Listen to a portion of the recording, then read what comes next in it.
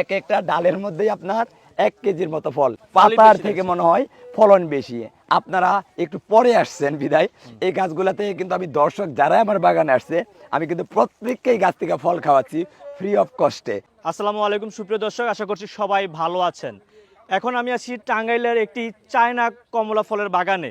এখানে হিউজ পরিমাণ কিন্তু ছোট ছোট যেই কমলাগুলো, যেগুলোকে আমরা চায়না কমলা বলে চিনি, সেগুলোর গাছ দেখতে পাচ্ছেন। মাশাআল্লাহ দিলে হিউজ পরিমাণ ফলও কিন্তু এখানে ধরেছে। আজকে আমরা সশরীরে এখানে এসেছি। আমরা এটাই জানতে এসেছি যে এই ফলগুলো কি সুদূর বাইরে থেকে আনা হয়, নাকি আমাদের বাংলাদেশও এগুলো জন্ম নেয় বা এগুলো চাষবাস করে।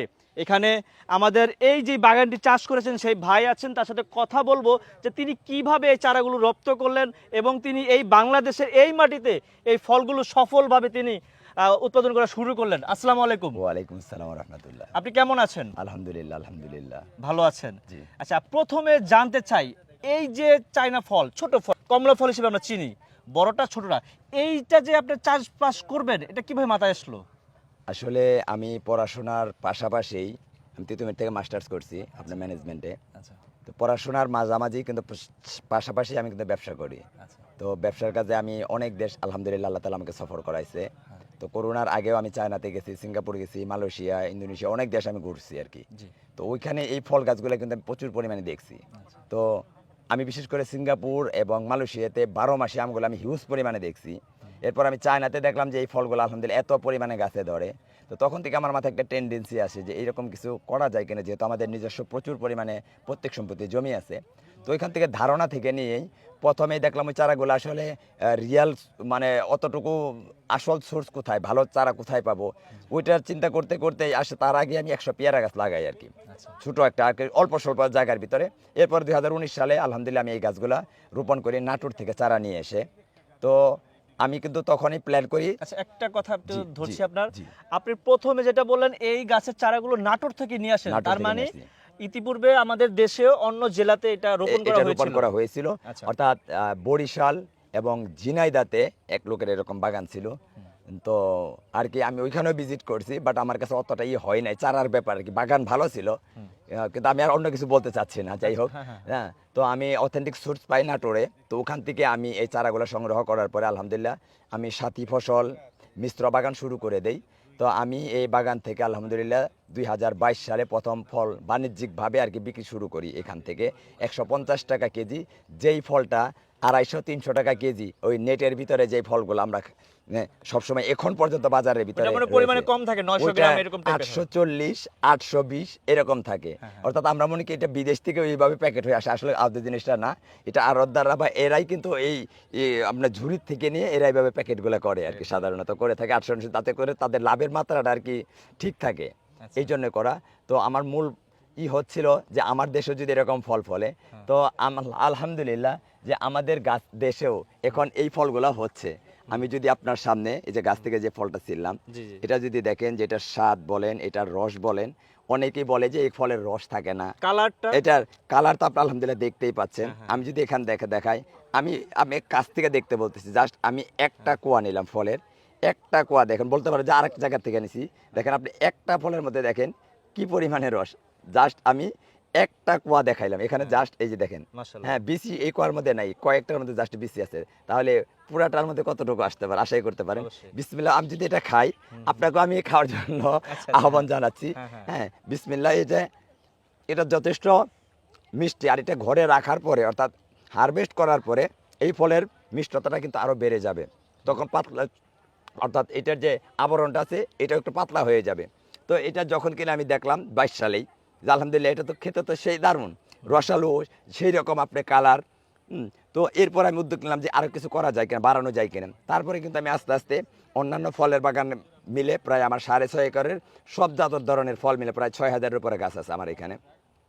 তো আমি যেটা বলতেছিলাম যে 2022 সালে আমি 1.5 লাখ টাকার ফল এখান থেকে আলহামদুলিল্লাহ বিক্রি করি, এবং 2023 সালে অর্থাৎ গত বছর এখান থেকে আমি 2.5 লাখ টাকার ফল বিক্রি করার পরে আমার যত সাথী গাছ ছিল, যে পেয়ারা গাছগুলো ছিল, এই সব গাছগুলো আমি কেটে দেই। কেননা আমার এগুলো মোটামুটি 5 বছর পেয়ারা নেওয়া আমার শেষ হয়ে গেছে। তো এরপরে গাছগুলো কাটার পরে আলহামদুলিল্লাহ এগুলোতে আরও আলো বাতাস বেশি পেতে শুরু করে। এই বছর ফল আল্লাহ আলহামদুলিল্লাহ তার থেকে ডাবল হয়ে গেছে। তো এবার বছরের আমার লক্ষ্যমাত্রা ছিল যদিও 4 লাখ, কিন্তু আলহামদুলিল্লাহ গতকাল পর্যন্ত আলহামদুলিল্লাহ আমার 4 লাখ টাকার উপরে ফল বিক্রি হয়ে গেছে। টোটাল আপনি কয়টি গাছের চারা লাগিয়েছেন এখানে? এখানে আমি 140টা গাছের চারা লাগিয়েছি। ফলন এসেছে কয়টি গাছে? 140টা গাছেই ফলন আলহামদুলিল্লাহ। মাশাআল্লাহ, প্রত্যেকটা গাছেই এরকম ভরপুর ফলন। আসলে এর থেকে যে আল্লাহ তাআলা বেশি দিতে পারে এটা আসলে কল্পনার বাইরে। আমি যদি এইদিকে দেখান যে কোনো একটা গাছে যেমন পাতার থেকে মনে হয়, পাতার থেকে মনে হয় ফলন বেশি। আপনারা একটু পরে আসছেন বিদায়, এই গাছগুলাতে কিন্তু আমি দর্শক যারা আমার বাগানে আসছে আমি কিন্তু প্রত্যেককেই গাছ থেকে ফল খাওয়াচ্ছি ফ্রি অফ কস্টে, না কোনো চারা বিক্রির জন্য, না কোনো অ্যাডভার্টাইজমেন্টের জন্য, শুধু একটা কনসেপ্ট মাথায় দেওয়ার জন্য।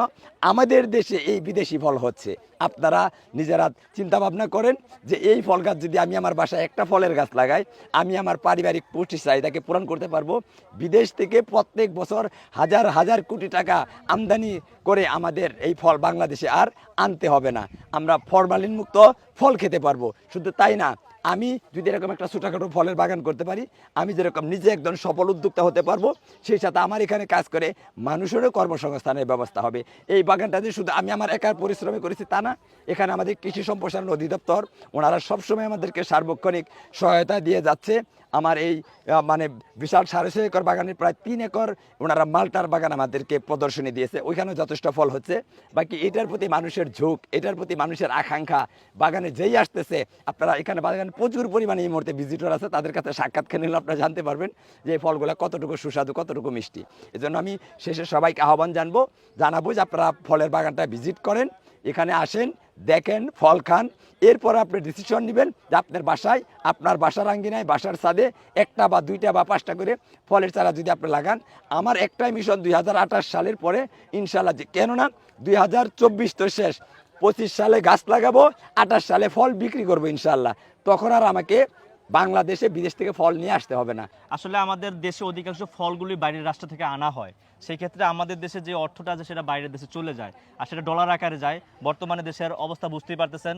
আর ভাই যেটা বললো উদ্যোক্তা হওয়ার বিষয়, অবশ্যই আপনারা খামার বা বাগান ভিজিট করে তার পরবর্তী আপনারা ডিসিশন নেবেন। আসলে আর আমি গাছ সম্বন্ধে একটা তথ্য জানতে চাচ্ছি, এই যে গাছগুলো আপনি পরিচর্যা করছেন, এক্সট্রা কোনো কিছু দেওয়া লেগেছে কিনা? আর এই যে ফলন ধরেছে মাশাআল্লাহ, দিলে একটা গাছ থেকে সর্বোচ্চ কয় কেজি ফল? 2.5 মণ পর্যন্ত ফল আমার একটা গাছে, 2.5 মণ, অর্থাৎ 100 কেজির উপরে আমি ফল একটা গাছ থেকে।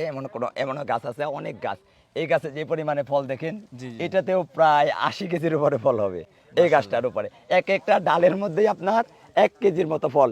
এগুলো তো অর্থাৎ আজকে তো আপনি আসছেন প্রায় এক সপ্তাহ পরে, গাছ থেকে এখান থেকে সবাই আসতেছে, খাচ্ছে। যদিও বলছি যে আপনারা ফল ছিঁড়বেন না, হয়তো অনেকে ঝুঁকের বসে ছিঁড়ে ফেলতেছে। এইটার মাধ্যমে আমি মেসেজ দিতে চাই, ভাই আমি ফ্রিতে ফল খাওয়াচ্ছি, অনুরোধ করতেছি আপনারা কেউ গাছ থেকে ফল ছিঁড়বেন না। এতে করে হবে কি, পরে যারা আসতেছে এরা আর দেখার সুযোগ পাবে না। সুন্দর কথা বলেছেন। তার মানে এখানে সামনের পাশটাতে যে আপনি গাছগুলো রেখেছেন, মানে গাছে ফলগুলো আছে, এগুলো আপনি সবার শেষে বিক্রি করতে চাচ্ছেন সবাইকে দেখার পরে। আসলে আমার উদ্দেশ্য বিক্রিও না, আমি এগুলো খাওয়াইতে ইনশাআল্লাহ শেষ করব। আচ্ছা, মাশাআল্লাহ, বেশ ভালো উদ্যোগ। এখানে যে 40টার মতো অর্থাৎ 24টার মতো গাছ আছে, আমি এগুলো ইনশাআল্লাহ মানুষকে আস্তে আস্তে যে পর্যন্ত থাকে আল্লাহ তাআলা চায় আস্তে আস্তে খাওয়াবো ইনশাআল্লাহ, যাতে মানুষ দেখতে পারে। কেননা এখন ডিসেম্বরের আজকে 4 তারিখ, ডিসেম্বরের 15 তারিখ পর্যন্ত বাচ্চাদের পরীক্ষা। অনেক রিকোয়েস্ট আসতেছে, ভাই গাছে যদি ফলটা রাখা যায় বাচ্চাদেরকে নিয়ে একটু আসতাম, দেখতাম। এই জন্য আসলে ওই পর্যন্ত থাকবে কিনা জানি না, হ্যাঁ, যে পরিমাণে লোক প্রতিদিন আসতেছে, বাট আমার ইচ্ছা আছে যতটুকু পর্যন্ত রাখা যায়। যেহেতু এই ভিডিওটা আপলোড হবে, এটা দেখে অনেকে আসতে চাইবে, সেই ক্ষেত্রে আর কতদিন থাকতে পারে একটা নির্ধারিত সীমা যদি বলতেন? কতদিন থাকতে পারে সেই ক্ষেত্রে এই মেসেজের মধ্যে যদি এরকম বলতে থাকি, সব লোক আশা করে আসবে, তখন হয়তো এত ফল থাকবে না। মানে একটা নির্দিষ্ট সময়, এক সপ্তাহের মতো আশা করি থাকবে ইনশাআল্লাহ। তার মানে এই যে ভিডিওটা বর্তমানে আপনারা দেখছেন, এই ভিডিওটা ছাড়ার পর থেকে 1 সপ্তাহের মধ্যে যদি আপনারা যদি আসতে পারেন, তাহলে অবশ্যই এখানে এসে গাছে এই চায়না কমলা ফলটা দেখতে পাবেন, এমনকি খেতেও পারবেন। আমি এই যে আপনাদের এলাকাটা, এটা সম্পূর্ণ আপনার মুখ থেকে ঠিকানা জানতে চাচ্ছি। এটা হলো গুগলে কেউ যদি গুগল ম্যাপে দিলু এগ্রো ফার্ম লিখে সার্চ দেন, অটোমেটিক্যালি বাগানের লোকেশন পেয়ে যাবেন যারা অ্যান্ড্রয়েড ফোন ইউজ করেন। আর আদারওয়াইজ হলো যারা ঢাকার দিক থেকে আসবেন, মহাখালীর দিক থেকে আসবেন, ঢাকা ফার্মগেট থেকে আপনার দেখবেন ঢাকা সখীপুর এসি বাস আছে, বিআরটিসির বাস, একদম এসি বাসে আপনার হুসেন মার্কেট এখানে আসলে হেঁটে আপনি বাগানে চলে আসতে পারবেন। অর্থাৎ ঢাকা থেকে বাসগুলা ফার্মগেট, মহাখালী, উত্তরা, টঙ্গী, তারপরে গাজীপুর চৌরাস্তা হয়ে আমার এই বাগানের সামনে দিয়েই সখীপুর চলে যায়। ঢাকা থেকে এসি বাসে করে আপনি এই বাগানে সরাসরি চলে আসতে পারবেন। কোনো অটো লাগবে না, কোনো কিছু, দ্বিতীয় কোনো যানবাহন লাগবে না। আর তৃতীয়ত হলো যে কোনো বাসে আপনি ঢাকা টাঙ্গাইল মহাসড়কের মির্জাপুরের ঘোড়ায় হাটুভাঙ্গা রোডে নেমে যে কোনো অটোওয়ালাকে বলেন, সিএনজিকে বলেন, বাস বলেন, রিক্সাকে বলেন যে আমি হোসেন মার্কেট কমলার বাগানে যাব, তাহলে ইনশাল্লাহ আপনি সহজেই বাগান পেয়ে যাবেন ইনশাআল্লাহ। আমি আর একটা কথা বলে শেষ করতে চাই, সেটা হচ্ছে আমি এই পর্যন্ত বেশ কয়েকটা কমলার বাগান বলেন, বড়ির বাগান অনেক জায়গায় ভিজিট করেছি। আমি দেখেছি তারা গাছের বাগানের ফল বিদায় কিন্তু দামটা একটু বেশি রাখে। সেই হিসেবে আমি এখানে ওনার যেই 1 কেজি কমলার কথা উনি 150 টাকা বলেছে, সেটা শুনে অনেক অবাক হয়েছি, কারণ এখানে কোনো ফরমালিন দেওয়া নাই, কিছু নাই, আপনার চোখের সামনে গাছ থেকে ছিঁড়ে প্যাকেট করে দিয়ে দিচ্ছে, সেখানে 150 টাকার মধ্যে দিচ্ছে। আশা করি এটা অনেকটাই যে আসবে তারই হাতের নাগালে থাকবে দামটা। ইনশাআল্লাহ, ইনশাআল্লাহ হাতের নাগালেই থাকবে আশা করি। এই শেষ প্রশ্ন, এটা নিয়ে আপনার ভবিষ্যৎ পরিকল্পনা কি, কি করতে চান? আমার ভবিষ্যৎ পরিকল্পনা, আপনারা যে জায়গাতে দাঁড়িয়ে আছেন, আগামী 1 বছর পর ইনশাল্লাহ একটা এগ্রো ট্যুরিজম হতে যাচ্ছে আলহামদুলিল্লাহ। আমি এই জাতটাকেই আরও 2016 গাছ লাগাচ্ছি, আর মানুষ যাতে বাচ্চা কাচ্চা নিয়ে এখানে আসতে পারে, এগ্রো ট্যুরিজমের ভিতরে এখানে জানি আসতে পারে।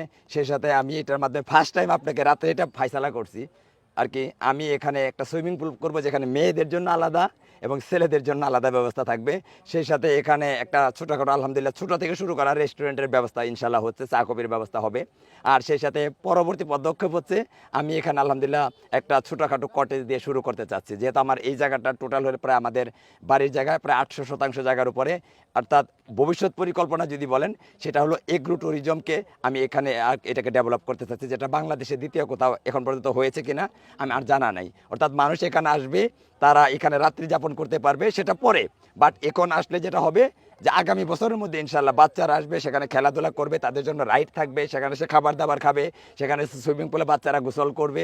এইটা আমি অন্ততপক্ষে শুরু করতে চাচ্ছি আলহামদুলিল্লাহ। এটা হলো আমার ভবিষ্যৎ পরিকল্পনা, যেটা ইনশাল্লাহ আমি আগামী অক্টোবরের ভিতরে ইনশাল্লাহ কমপ্লিট করবো আশা করি। আচ্ছা ভাই, আপনাকে অসংখ্য আপনাদেরকে ধন্যবাদ অসংখ্য আমাদেরকে সময় ধন্যবাদ। দেওয়ার জন্য। ভালো Thank you. থাকবেন।